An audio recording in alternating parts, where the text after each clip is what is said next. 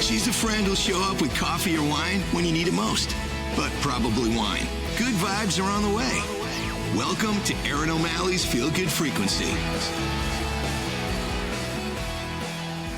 Welcome back to Erin O'Malley's Feel Good Frequency. I'm Erin. My next guest is somebody I've known for 7 years. She is such a terrific human. She went through something really difficult at a very young age and didn't let it break her. In fact, she ended up with an incredible foundation that she started during the battle of her life. I hope you enjoy my time with Natasha. So if you live in New York City, chances are you've seen this beautiful face giving you the news on Fox. What is the number? Fox 5. Fox 5. Yes. In, Manhattan, because she's just that much of a rock star. Natasha Verma, welcome. Yay. Thank you, Erin. So great to see you. It's been so long. So great to see you. It has been way too long, and I am so honored to have you here with me. Yay. This is so fun. I love your lemon tree. I love everything you're doing, the feel good frequency. It's all positive vibes. I love it. And that's like who you are. You're so positive. Oh, thanks. There's too much negative, and I just love hearing people's stories. And so many people take something that came their way that they didn't expect, and they end up making it something that helps others in the long run, which is exactly what you do and what you've done. And I was like, oh my gosh, I got to talk to Natasha because I've loved what you've done with, the lemon. You made it into lemonade from the very beginning. And I adore that about you. So let's back up a little bit. And can you tell the story of when you found out some really bad news? Because that's how it all started. That's how this all started. And this idea of making lemonade and turning a positive out of a negative, that's something that I had to do firsthand when I was 23 years old. So when I was 23, I woke up one morning and I was anchoring and doing traffic reports on NBC 10 Boston out in Massachusetts. And I woke up one morning and I had this shooting pain down the left side of my arm. And I felt in that area, and I wake up at 2 a.m. because I was doing the morning show. I felt in the area and I felt this lump on my collarbone. I didn't think too much of it. The first thing I didn't think was cancer, but as I was driving to work, I remember hitting every single red light. And when I would be sitting there and my arm would be limp, I'd feel this shooting pain down my arm from my collarbone down. And it was kind of like a nerve ending kind of pain. And again, I go to work and I remember just thinking, like, what is that? And why is the lump there? And I called my dad, and he's a doctor out in Texas. And the first thing he thought of was cancer because he lost both of his parents, my grandparents, to cancer. Gosh. I end up going to the ER and I see one doctor, and she moves it around. She's like, oh, the lump is moving. That's good. I'm going to give you some pain meds. It might just be, a gym injury. So I go on my way and I take the pain meds, and the pain is getting better, of course, but the lump is still there. And so that makes me nervous. And then I remember that I was at a Red Sox game in Fenway. I'm sitting there and I'm trying to take a deep breath, but I'm getting a lot of pushback in my chest. And I just have this gut feeling that something was wrong, that it was more than just a gym injury and what the doctor was saying. So I decided to go to a second doctor. And this doctor said, I always share this because it's just one of those quotes that's going to stick with me for the rest of my life. And he said, sweetie, you're going to get bumps and bruises all over your body. You don't need to come in for every single one of them. Yes. I remember being so dismissed in that moment. And I just told the doctor, I was like, let me level with you. Do you think you could do an ultrasound? Like, I think it might be cancer. I think it might be cancer. And he's like, there's no way it could be cancer. You're 23. You've never been in the hospital before. Other than that, you've got no symptoms besides, the lump and like pushback on your chest. And so, I told him, pleading with him to do an ultrasound. So he ends up doing an ultrasound. It's like the day of the solar eclipse. So everyone's outside trying to see the sun through whatever those crazy glasses that we all wore. Or like they were like in a toilet paper roll and whatever. So I end up having like some beds available. I get an ultrasound, and then that doctor, he comes back into the room and a completely different demeanor. And he's like, well, we found something. we want to do a CT scan. Oh, not so condescending now, are you, sir? Right. And I almost in that moment just felt like validation than I did like almost like being scared. I was just like, yeah, go do a CT scan. It's something, isn't it? He does a CT scan and hours go by, hours. And I'm sitting there and I'm like still wearing my clothes from the morning show. And I'm just sitting there like, what's going on? Are you by yourself? I was by myself because Ugh. I literally thought it would just be like a quick, like, oh, it's this, go home. I didn't know it was going to be a cancer diagnosis. And so then he comes back after hours have passed and completely different demeanor. And he sits me down. I was already sitting down. He sits down and he just says, like, given your age and given where it is, we think that it might be Hodgkin's lymphoma. And the first thing I said was, what is that? It wasn't on my radar.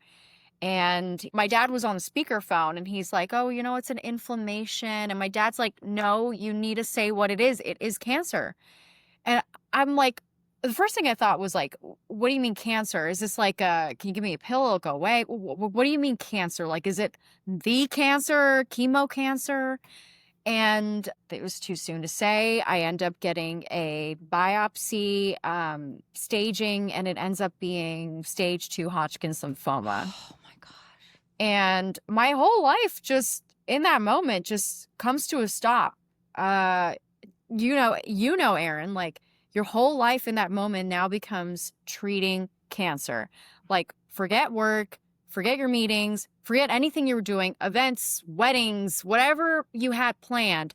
Life comes to a halt and all of a sudden now it's like, all right, I got to go get blood work done on Monday and a pulmonary test on Tuesday. And I'm going to go do an echo on Wednesday and chemo on Thursday. And it's just my whole life. It turns your world upside down. What's so crazy is that you can think of a couple minutes before you heard the diagnosis, you were stressing about somebody that cut you off in traffic or something like really small. And then all of a sudden, everything gets laser focused into never thought I would hear this kind of a diagnosis. To keep you alive, all of a sudden you are looking, the possibility of some kind of death, you're looking at it. And all of a sudden it's like, okay, what do I do now to either prolong life, find a cure, get cured? It is the worst feeling in the world. And you're right. Boy, is it like a perspective gut check, a reality check of nothing that you thought mattered, that was trivial and small, actually mattered. Mm-hmm. Like the raise I'm working for a raise at work, all these things, nothing matters when you get a cancer diagnosis. Surviving matters and your family matters and who can support you in that time. Those are the only thing that matter at the end of the day. And so, and then after that, again, one of my first thoughts was, well, what about my hair? I'm on TV. It's a very visual medium. What about my hair? I love my hair.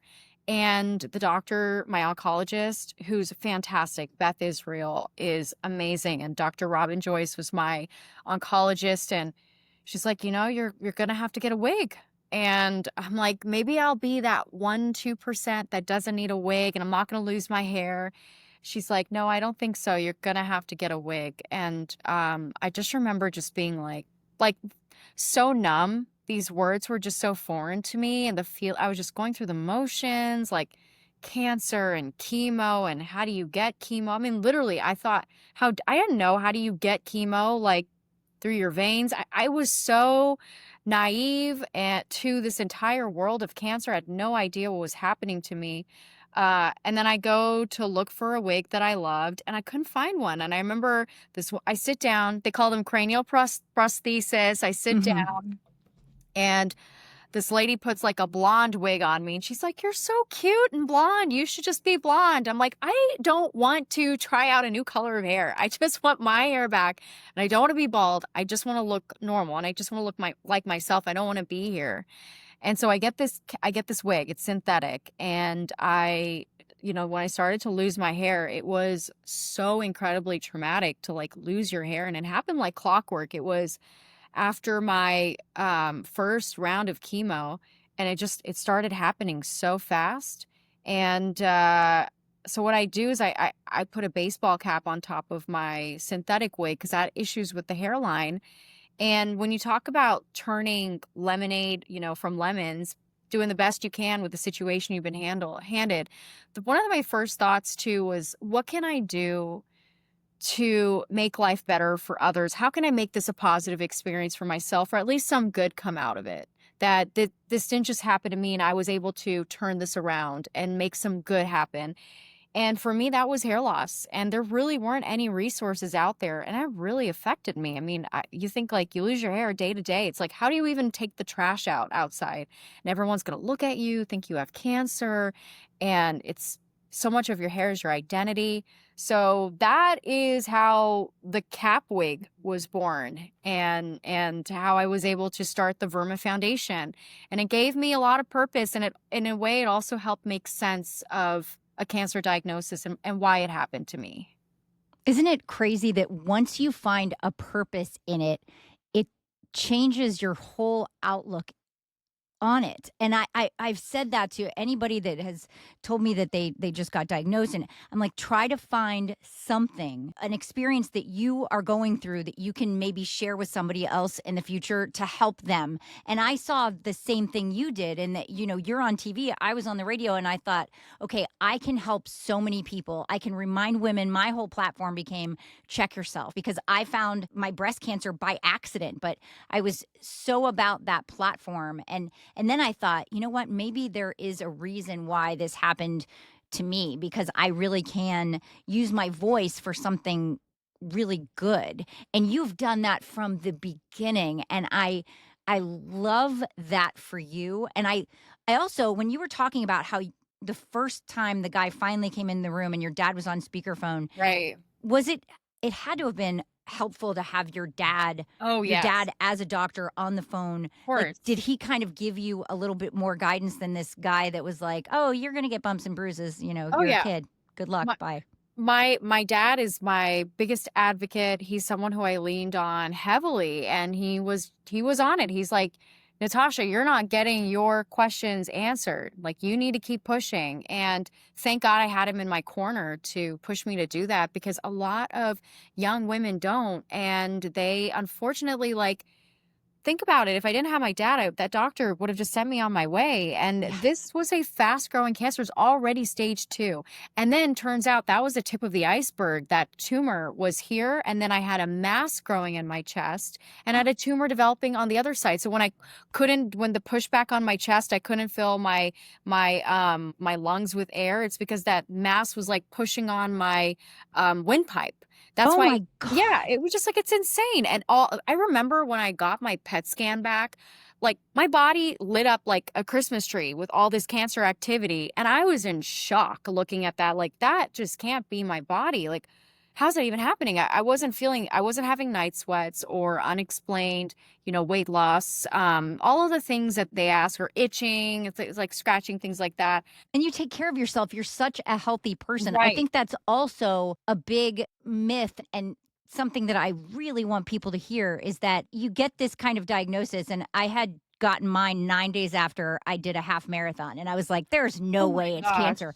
And Yeah. then I'm like, well, what the heck am I not sitting on the couch eating bonbons for if I'm being all healthy and I still get cancer? Heck And yeah. I'll never forget this. My oncologist said, because you are so healthy, you're going to be able to beat this. And he said, that is why we tell people, please stay healthy as much as you possibly can. That doesn't guarantee that you're not going to get something like Right. cancer. It shows your body that you can take it, you can handle it. It's because you are healthy, you have a much better prognosis, Mhm. and it's not going to be as awful as it could be if you were not somebody that ever took care of themselves.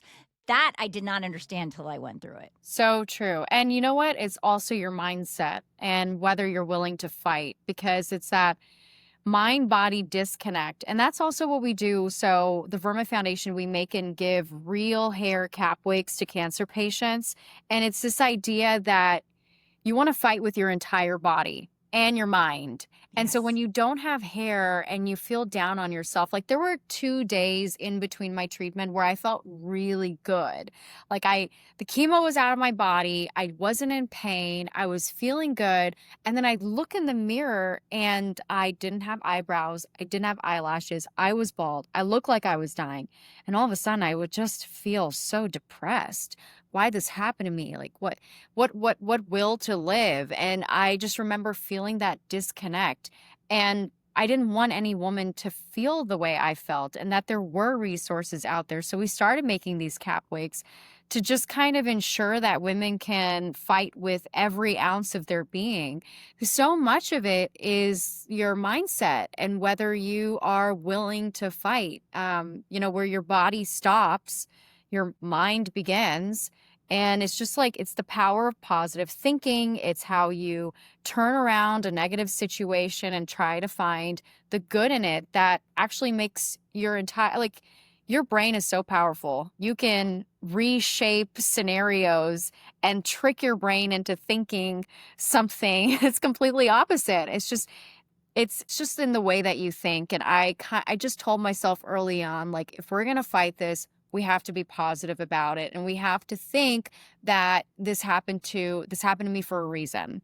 And maybe this was the reason. And by thinking like that early on, it helped shape my fight in a lot of ways. And actually, it was like towards the end of my chemo where I was like starting to build a website for the foundation. And I was working with my mom on how we would ship these custom cap wigs out. And it was a great distraction and also helped me feel like I was helping other people. And when I first launched it, I was really insecure, thinking like, this is so vain.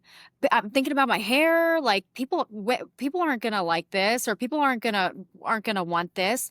And I remember just like how many women reached out to me who said, "Oh my God, I have been like dreaming of a solution like this. Like how easy it is to just put the cap wig on. What a gift, because these wigs are so expensive on top of like the thousands of dollars you spend on treatment just to save your life." And that was incredibly validating. And that's why I also share with the women that I talk to, like, it's not about vanity, it's about dignity. And everyone deserves a fair chance to fight in whatever way you feel that's beautiful and empowering. And so it's a fight from within. And it really was a journey. But I mean, having cancer changed my life at 23 and reshifted my priorities completely and what's important in life. Like, cut me off in traffic. I don't care. I don't care. I don't even care I'm if you alive. flip me off. It's not going to ruin my day. Don't care. I love the fact that just everything you said there was so beautiful and it was so empowering. And you can hear the moment that it just kind of clicked in your head and you're like, wait a minute, if I'm feeling like this, there've got to be so many other women that feel this way too. And kids that are going through this that, I mean, oh my gosh, that this foundation is it's a beautiful thing that you are doing. Were you cap number 0? Were you the first one? Yeah, it's so funny you say that. Yes, I was in like, so I remember we made one version of the cap wig and I was still kind of like, I had a buzz cut, like hair was coming back and I was on the tail end of treatment. And I remember my mom sent it to me and I put it on and I'm like, well, Mom, it's like super, like it feels really itchy on my scalp because it's still so sensitive from the chemo.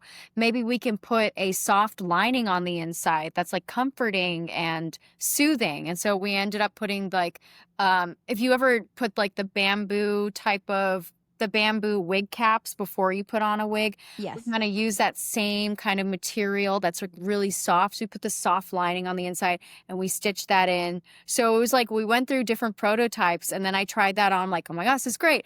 But the hair shouldn't start like right here. The hair should start further up because when you wear a cap, like there was so much thought into it because I just felt like I wanted a woman or child, because we make the child cap wigs, like you said, just put it on and go. And that no one would, sometimes you just want to go run errands or, a lot of moms reached out to me. One story I remember is one mom said that my son stopped telling me when his soccer games or soccer practices would start and end because he didn't want me to show up in a scarf so that he would feel sad and he'd have to explain to his friends what was happening. Oh my gosh, I have tears in my eyes thinking about that. It's like, it's heartbreaking and and the whole family fights together when you're going through so it. True. Whole family. And I remember one time too, even my dad, he said like, do you think you could wear a wig sometimes around me? Just, just so that I know it's going to be okay and that I know you're not sick. Just and I didn't understand it at the time. I was like, Dad, how could you say that? Now I get it. It's the whole family fights together. And so the cap wig is just so easy to throw on. You have the young woman who's still a working professional who still wants to take Zoom calls but is going through treatment. The cap wig works for her. One mom, actually, the year that you walked in our cap walk event in Boston, do you remember Paisley, the little girl? Yes, I Yeah, do. In fact, Paisley. that's who I was thinking of when I was saying little girl. I was like, I Yeah. wonder how she's doing. She's Yes, I doing remember her. great. Oh my gosh, she's doing great. I follow her mom on Instagram and I always get updates and I'm like, oh my gosh, Paisley, she's a little cheerleader, long hair. She's so cute. She's doing so well, in remission for years now. And I remember when her mom came to me, Kristen, she's like, Paisley, I love to put big bows on her and I loved her hair and now it's gone due to chemo and I just want something where I can put bows in her hair and she can love it too and she can pick out her pink cap and make it custom. And I realized, it's for mom too. Mom wants to put bows in her hair and Braid the whole the hair family. and stuff. That was always so Yeah. fun. Yeah. And so it's for the whole family. And the cap wig, I realized that it is helped so many women of all ages in every stage of life. And people reach out to you and to the foundation for these cap wigs. You don't charge these people that reach out. Right, exactly. It's completely free, and it is 100% real hair. That was the other thing too, because I would wear my synthetic wig at home, and then I'd open up the dishwasher, and the steam would hit my hair, and it'd frizz up because it's synthetic, and I'd just be like, "Oh my gosh, this is so annoying! Like, why?" And then the hairline. So it's real hair, completely free to any patient who reaches out to us.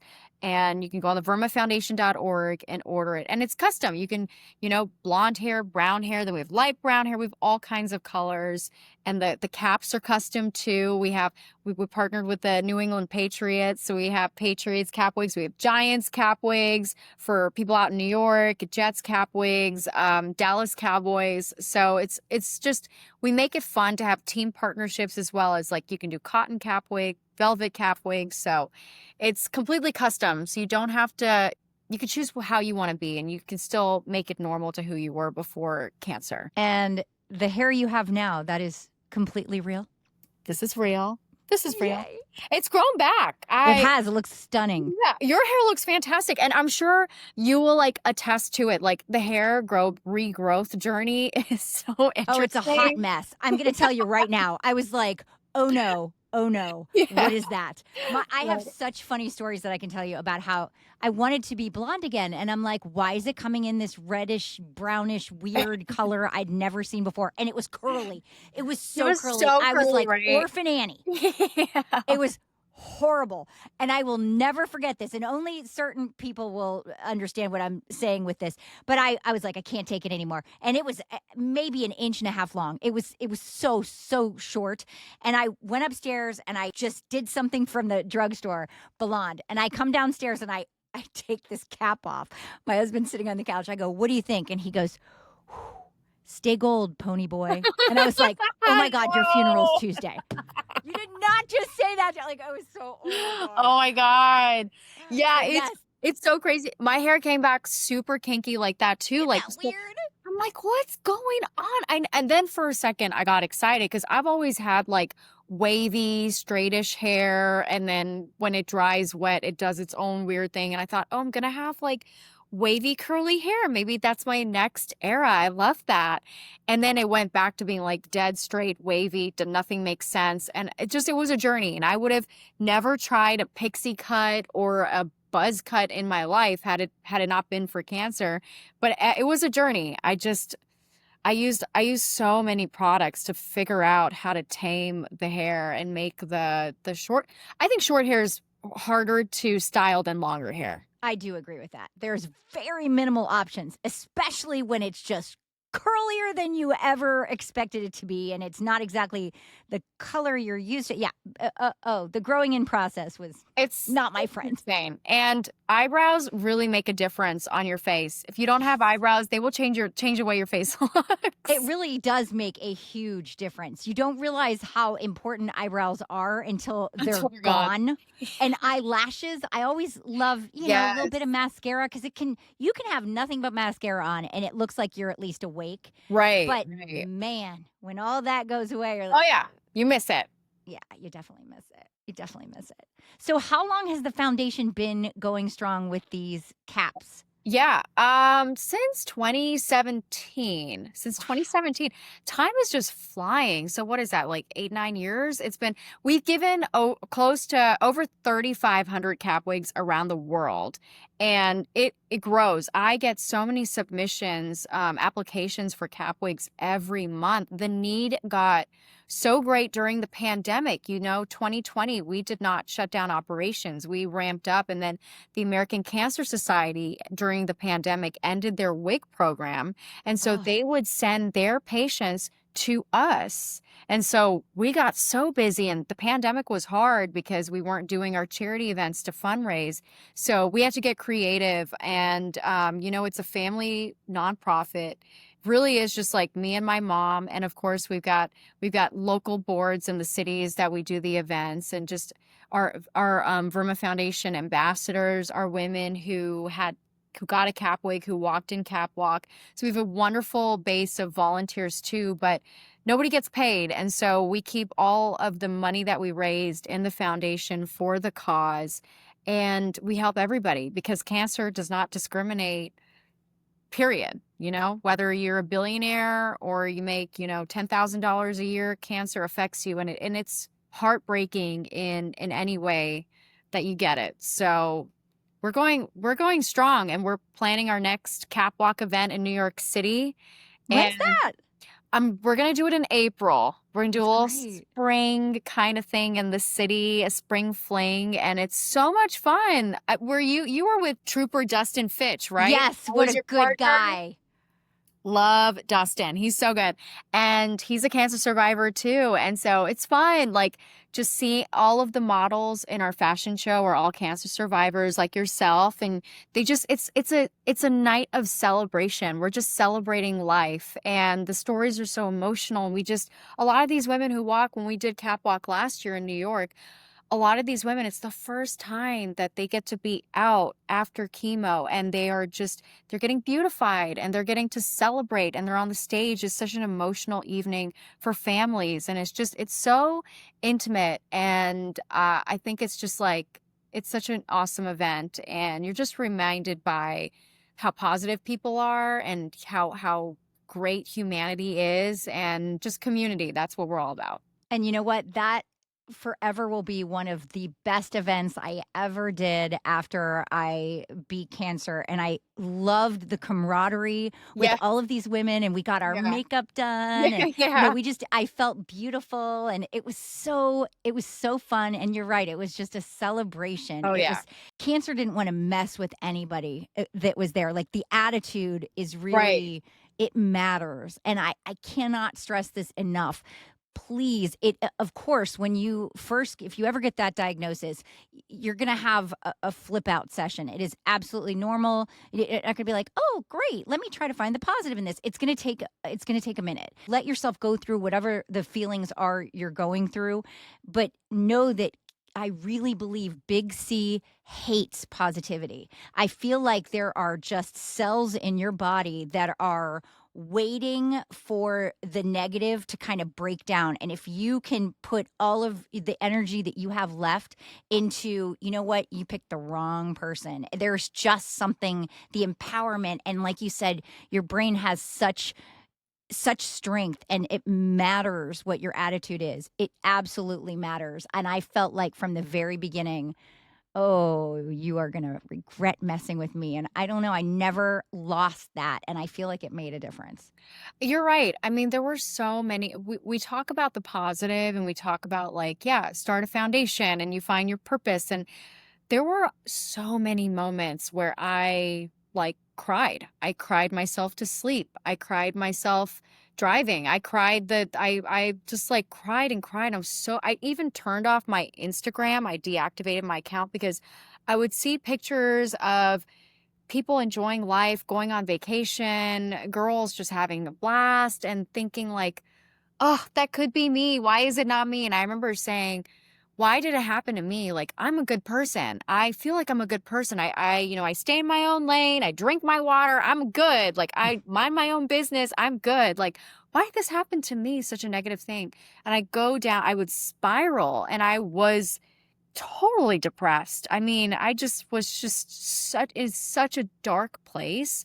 And then when I lost my hair, oh my gosh, it was like, I remember brushing out my hair and I had like wads of hair just coming out painlessly, like just thinking, why is this happening to me? There were just so many dark moments that I just had to pull myself out of and just remind myself, take it day by day. And I just kept telling myself, just keep moving, just Yep. keep moving, just keep moving. And, you're going to get there eventually, but every single day, just keep going. Don't give up. Be persistent. Even on the days that I didn't want to, it's like, okay, this is one more day. One day closer to the end of this. Yes, one day closer to the end. I'm there. I just gotta keep moving. And that's kind of been my motto in life, is just keep moving. And yeah, I mean, but there were a lot of dark days. It wasn't easy to get to that positive thinking. And you're so right. Like, I really think, low immunity is what causes you to be unable to fight cancer, and low immunity has to be negativity, has to contribute to that. So if you think about the power of thinking and the power of your brain and being positive, how does that affect your battle? I think it absolutely does. And so being negative does not serve you when you're going through hardship. But yeah, easier said than done. It's Always. hard. I mean, I remember my dad kept telling me, and my mom kept telling me, like, it's going to grow back. Your hair's going to go back. It's okay. It's okay. And I just remember not being able to hear that. It growing back did not soothe me at all. It just made me even more upset. And I tell a lot of women who reach out to me who say, like, how do you keep going? And it's like, I'm going to tell you right now, it's going to grow back and you're not going to hear it, but just internalize it. See if you can just hold on to that hope and feeling that it will grow back. And it will. And it did. It grew back. And no bad hair days now, No bad hair days. No bad hair days. I'll tell you what, this is kind of a funny story, and it's absolutely so my husband. When I started growing my hair back and I was cancer-free, he actually said, now, I just want to make a little suggestion. And I was like, oh, this is going to be good. And he goes, would you ever consider, just keep shaving it, like stay bald, because I got to tell you. And this is what was funny about it, because this is just so him. He goes, because we have never been on time like we have without you having hair to fix. I had no idea it took that long to do your hair. But wow, we really, and he's Mr. Military, so it's so important for him to be like 15 minutes early for everything, and that's just never been me. And he actually said, like, would you ever consider? I go, babe, no way. No, I mean, I love you, and I think that's hilarious, but I would never want somebody to think I was still sick if I don't have, fake hair on or whatever. No, I'm not doing it. But it was like, I had to explain it to him. But it made me laugh out loud, because That's yes, so it funny. does take a minute to do our hair. It does. And actually, when I had my wig, because then I had to go on air, so I couldn't be doing a cap wig or rocking the buzz cut look. Like, I'm going back on air. So I got a really nice lace front, real hair wig, went and got it. Like, it was expensive, but I was like on air. So I had to. That was going to be my question. How did you handle being on the air and doing the news? Because they don't really want you to wear a baseball cap on that. So. Oh, I was so nervous. I remember the first day back, I was so scared, because I was like, what is the wig going to look like on air? People are going to know it's going to look too poofy. It's not going to look good. And I remember that being so hard. And even harder was the day that I told myself I made a decision to remove my wig. Oh my God, that was like being naked on air, was removing my wig for the first time, because then I had like, I still had like a short hair up till here, but still it was, I don't know why, I just felt so naked to do that. And it was, but I'm so glad I did. But I just remember having like butterflies in my stomach. I felt like puking before I went on air. And I was like, I'm just going to do it. And I went without my wig on, but it was really hard. But when I did have the wig, I would do my makeup and then I would just throw the wig on. And I'm like, oh my God, I cut my getting ready time in half. Like, Right, this is right. great. Maybe I should wear a wig every day. I was like, this is like, I could sleep in, the morning show, you want to sleep in as much as possible. And I was like, Especially if oh, you're getting up at 2 in the morning, which right, at some point you exactly. were, like, that's crazy. Yeah. I was like, it's already curled. I just got to pop it on and go. I was like, if my hair grows, when it grows back, like maybe I'll just keep putting the wig on. It's just so easy. So I need to know this because I just think this is so incredibly brave. When you took the wig off, you were live on air. How did you preface it? Were you talking about your foundation, or were you saying like, I'm here to give other women hope and strength, or how did you So phrase it before you did it? I just showed up one morning without it on, and I just went on air without it on, and I didn't really give too much of an explanation, but I really was open with our viewers, and I shared my story on air. So actually, interesting you bring that up, because I was very quiet during the cancer journey. I didn't know what was happening to me. And I know a lot of people, they open up and they kind of take you on the journey of chemo. But I was 23 and I could barely process what was happening. I thought I was going to die. And there were a lot of twists and turns. So I just left on air. I took a pause from NBC, and I kind of went off air without any notice. And of course, viewers took notice. And I remember reading blogs, and there were some media blogs that were like, gotta love the communications business. Natasha's missing. Did she get fired from NBC? I remember reading those headlines while I'm like in bed, like, struggling with cancer, just thinking, oh my gosh, if only they knew what was going on. It was really Right. hard to read gossip and rumors and things like that. So finally, when I was ready and I knew that I was good and I was going to be okay and I was in remission and I was going to come back on air, I made that social media announcement. And I just told people, like, in lieu of, well wishes, why don't you donate to the Verma Foundation? And this is a thing that I've created from what I went through. And that actually, all of the donations we raised from that helped lift the foundation off the ground. And we were able to make good on all of the orders that we got, and we were able to fulfill them all and then some. And so that Wow. kick-started the operation truly, just because I did that. And then I was very open after that with my journey, and I shared it when the first day back on air. I shared what I went through. Honestly, like, for a while, I grappled if I wanted to share that picture of me bald. And ultimately, I decided, like, yeah, I'm going to do that, because that was part of my journey. Like, I don't care. That's how I look like when I was bald. And maybe it's going to help a woman out there know that she's not alone, that we all fight together. I'm just going to do it. And that was like the biggest, like, put the ego aside. And you know what? I felt like it was just being vulnerable and just putting it out there. And, maybe it was going to help someone who felt like they were struggling silently, because we all go through it. And I just remember, like, not having the resources, and I just wanted to make something positive out of what happened and make sense of it. And at the end of the day, it was therapeutic. It helped me too. You absolutely made something so beautiful out of it. And I can't imagine how difficult it was.